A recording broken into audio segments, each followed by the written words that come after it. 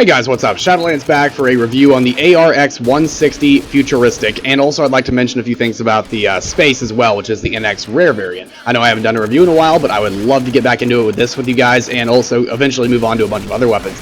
Now, getting started, I just want to quickly list off the stats, get the boring stuff out of the way first. We have a damage of 37, a weight of 12, a rate of fire of 300, an accuracy of 66, a recoil of 27, and a range of 3,750. The weapon that this most resembles is the M4A1, at least in my opinion, or maybe the Azazel in terms of simple performance. It doesn't have the same damage that the Azazel has, nor does it have the higher magazine capacity of 35. This is limited to a 30 of 90 ammo capacity. As far as how I like it, it's very modular. I gotta say the weapon overall is pretty average. I'm not gonna say it's broken overpowered. It's not super good. It's not terrible either. I mean, it just performs fairly well. It's a reliable weapon. Anyway, you can put a suppressor, a scope, a magazine on it. It's a very, very nice weapon. I kind of recommend a reflex sight for it. An ACOG scope is fine, especially if you're tap firing at longer ranges. Being able to control that recoil more easily with a lower magnification scope I find is more helpful, at least in the situations I like to use this weapon. If I'm really going to be engaging a long-range target, I'm going to pull out a sniper rifle, or at least an M14 style longer range assault rifle. At least that's how I'm going to use this weapon. At close range, you can really use this like an SMG. You can go out of scope and spray. It has a very, very reliable spread at close ranges, and I think it just does a very good job of controlling that. It doesn't have that AK-47 where the spread jumps up really high, really fast. It feels very slow and manageable, and it's very easy to tap fire at longer ranges if you have to go in scope.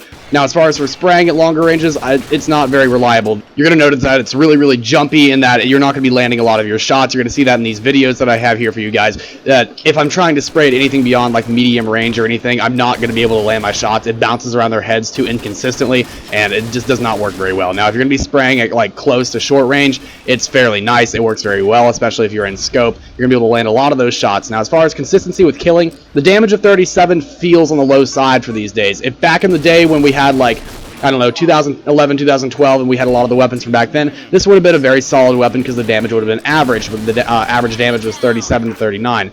However, nowadays, when we have weapons that have, 40 to 43 damage averages, it's a bit on the slow killing side. It just seems like it's very slow with getting the bullets out fast enough to kill anyway. I mean, the rate of fire is actually very nice. I like the way the rate of fire feels, the recoil pattern that this thing has, where it bounces back and forth. If you guys want an idea of the recoil pattern, just think about the M4A1 inside a reflex sight and then give it a little bit more bounce. That's exactly what it feels like, where it's less consistent than an M4A1 in terms of being able to spray down range, but the rate of fire feels very, very comfortable with it, and I do like that a lot. The damage, like I said, it feels lower than it should be. I feel like this weapon could stand to see 2 or 3 damage points go up, and the same goes for the NX Rare variant. Now, onto the NX Rare variant, I did want to mention a few things that you'll be getting if you are lucky enough to land this weapon. You're getting a damage hike up to 39 from 37.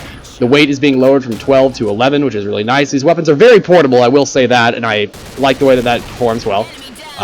The accuracy is also getting a 1-point hike up from 66 to 67. I don't really think that would make an enormous difference, but to some people I suppose it will if you're really looking for that kind of way to spend your money. I would be more in it for the damage, but even then the damage on the ARX-160 is already pretty small, so I don't think a 2-point hike up is really a great increase. I'd say it's more that it's making the weapon more usable. So overall, I have to rate this weapon about a 7 out of 10. It's not great, but it's not absolutely just terrible either. I mean, it's going to perform as pretty much as how you want it to perform.